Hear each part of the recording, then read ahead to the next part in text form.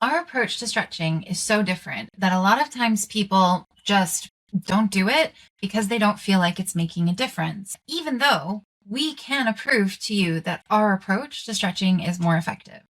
So in today's video, we're going to look at how much should you really feel a stretch, why stretching so you can really feel it is probably worse for your muscles, and how you can prove to yourself if it's making a difference.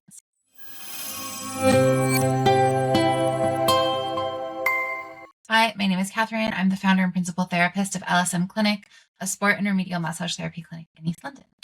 In this channel, I share information about the body and muscle care and ways that you can take care of yourself so that you can enjoy your favorite activities and live your life as close to pain-free as possible. So, how much should you feel a stretch, really? Most of us have been taught in one way or another that when you stretch, you want to go as far as you can and hold it there for 30 seconds, maybe 60 seconds, and that is how you stretch your muscles. So when we show people stretches that are so gentle, you either barely feel them or maybe even don't feel them, it's really common for people to be like, well, I just stopped doing it because I couldn't feel anything. And so today I really want to talk about why it's not a good idea to stretch as hard as you can, what the kind of bad effects of that can be on your muscle, and why actually stretching gently is going to be better for you in the long run, and then how you can test yourself and see the difference. So if you've come to the clinic or maybe watched one of my other stretching videos, you know that I'm often telling you, or we are often telling you, to stop at the first sign of stretch. But actually, we may be putting you in positions where you barely feel a stretch at all. So some examples are our quad stretch. So a quad stretch that we give people is to have your leg at 90 degrees. You either hold it with a band or you put it on a chair, your lower leg on a chair, and your leg is at 90 degrees. It's really common to not feel a strong stretch when you're in that position with your quad. Another example for the upper body is the cactus stretch or the door frame stretch. With the door frame stretch, if you've done our desk worker workshop, you know that you're looking for the muscle to kind of pop under your finger. You may not feel any stretch at all in your chest when you're doing the door frame stretch, or when you're doing cactus, especially if you have some hypermobility, when you're laying, you might not feel a really strong stretch. The first thing I want you to remember with stretching is it's not necessarily exactly about how you feel while you're doing it. It's about how you feel after, right?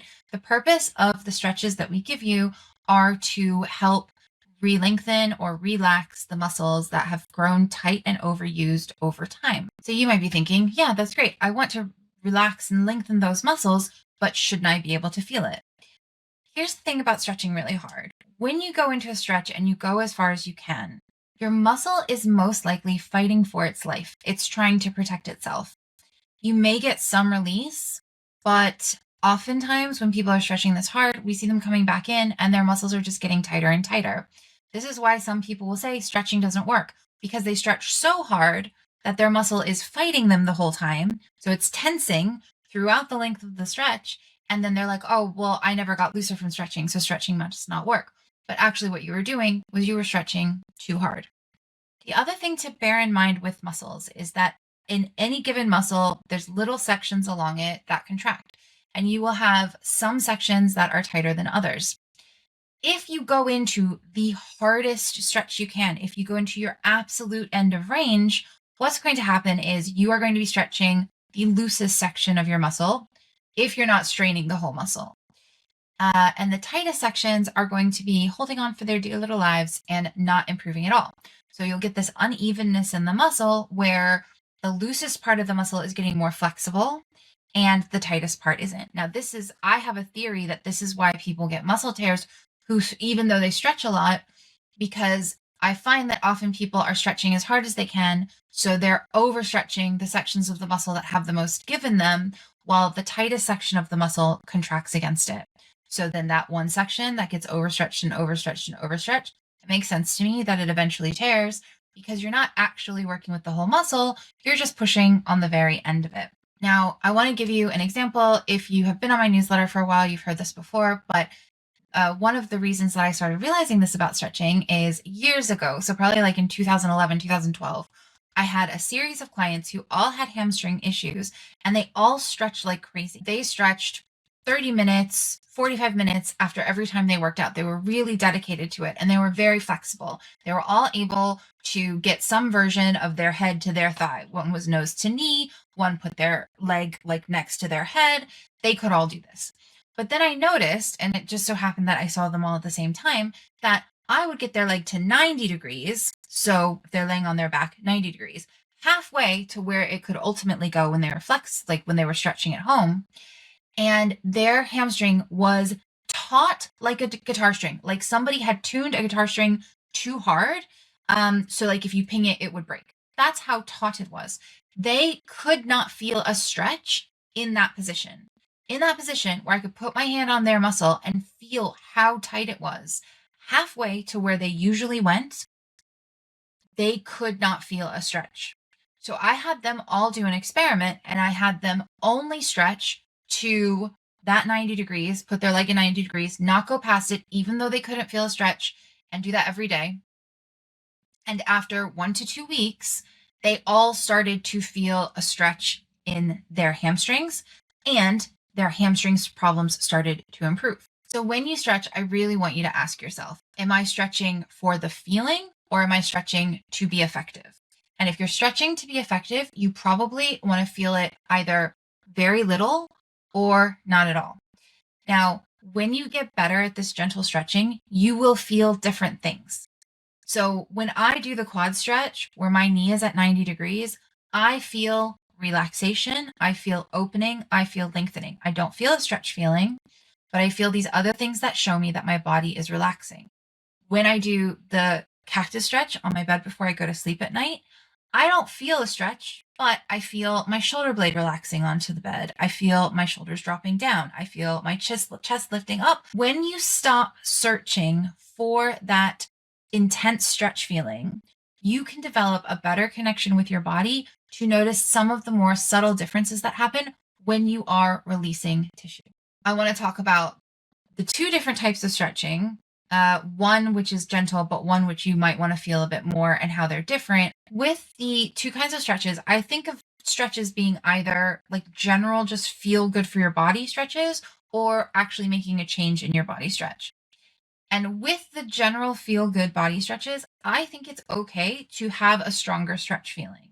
As long as you know in your head, you're not doing that to necessarily increase your flexibility or address imbalances that you're carrying. An example I'll give you is with my hamstrings. So I can easily touch my toes. I can touch my hands on the floor. I can put my hands flat on the floor, depending on the day. However, if I want to stretch my hamstrings, I sit with my leg out in front of me and I sit at a 90-degree angle. I sit straight up and I hinge maybe this much. So even though I'm saying you shouldn't really feel your stretch too deeply, like maybe a 3 out of 10, there are absolutely some times when you're doing general stretches where you might want to feel a deeper stretch, and I don't see anything wrong with that. Just know what you're stretching for, right? So let's talk about how can you prove to yourself, or how can we prove to you that it's more effective? So if you've seen my how to test if your stretching is effective video, you know one of my favorite things is to test before and after. So this would mean that, let's say that you're doing the chest stretch, you would bring your arms out to the side and over the head and bring it back down, and you would do a neck rotation, and then you'd release the chest stretch on one side, or you lay down and do cactus for a few minutes, then you get up and you retest. And that's how you can tell if it makes a difference. Same thing like if you're doing the quads, you can bend your knee and straighten your knee, and then do the quad stretch for, a minute or so, and then test again. Where you're just doing one side, it can be good because you can kind of compare them in the moment. That's one way that you can test, and I go into a bit more detail in that other video about testing before and after, so I'll put that in the description below. The second thing you can do, if you can afford to do this, because if you're like high intensity training, this might not be a good thing to try. On one side, do a stretch the way we teach you, which is gentle, test it within 10 seconds. If you haven't seen the 10-second test video, that was my last video, so I will link that below as well. Do the 10-second test, do the gentle stretching on one side, and on the other side, do it as hard as you want. Do what you want to do, and do that for, say, like a week or two, and then see which side feels better overall. I did this with a guy at the gym that I worked at when we had another location in central London. he was pushing his leg really hard against the wall to stretch his quad. And I was just like, I could almost hear his quad screaming at me. So I had him do the gentle quad stretch on the side he hadn't already done. I made him test both of them. And when he did the side with the gentle stretch, he immediately felt looser than the stronger stretch. And he was like, oh, but I really like the strong stretch feeling. And I get that. And that's why I said the thing about if you really like the deeper stretch, there's nothing wrong with that. Just bear in mind that you're not focusing in on the muscle that you're trying to release. You're not really doing the imbalance. It's more just like because you like the feeling of it, right? And you have to be careful with that.